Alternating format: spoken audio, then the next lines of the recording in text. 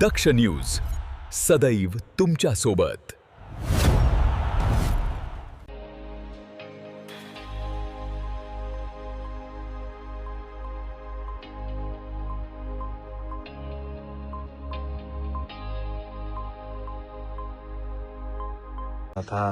देवेंद्र फडणवीस की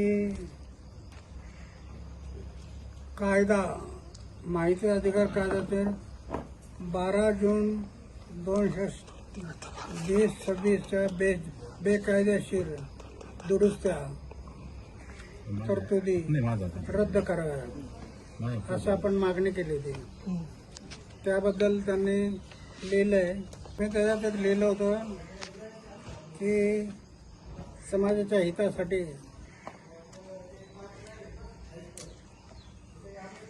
राष्ट्राच्या सेवेसाठी सगळं जीवन समर्पित केलं होतं। मुख्य उद्देश पारदर्शकता। जनता मालक आहे, अधिकारी सगळे सेवक आहेत। सेवक म्हणून त्यांनी काम करावं, मालक म्हणून नाही। इथे मालक झाले म्हणून आम्ही आंदोलन करायचं ठरवलं।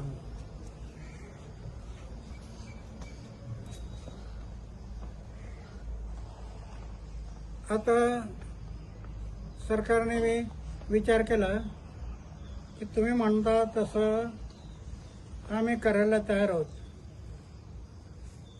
मुख्य माहिती आयुक्त पांडे साहेब, मुख्यमंत्र्यांनी त्यांना पाठवलं होतं, तुम्ही जा स्वतः बोला आणि बोलून मग काय करता येईल ते पहा म्हणून ते आले होते। चर्चा झाली। आता परवा दिवशी 4 वाजता परत बसायचं ठरवलं। ते माहिती आयुक्त स्वतःला पाठवतात परवा दिवशी दुपारी 4 वाजता आणि त्याप्रमाणे मग कारवाई झाली। पण अण्णा, ज्या पद्धतीने तुम्ही या कायद्यासाठी अनेक आंदोलनं केली, या कायद्यासाठी तुम्ही अनेक आंदोलनं केली, कित्येक वर्षानंतर हा कायदा लागू झाला। त्यानंतर सरकार ज्या पद्धतीने तरतुदी करतंय, तर हा कायदा कुठेतरी कमजोर करण्याचा प्रयत्न आहे का? याच्यात काय असतं, सरकार आहे, कायदे करणारे वेगळे असतात आणि दुसरे कोणी आले की ते काहीतरी करतात, असं ते घडतं। म्हणून नको ते लोक जर घडले, शिरले आतमध्ये, तर आपण आंदोलन, समाजाच्या हितासाठी जे करणं शक्य आहे ते करा, जनतेच्या हितासाठी करायचं ते करा, अन्यथा आंदोलन। आता स्थगित केला। आता मुख्यमंत्र्यांनी माहिती आयुक्त, प्रमुख माहिती आयुक्त त्यांनाच पाठवलं होतं।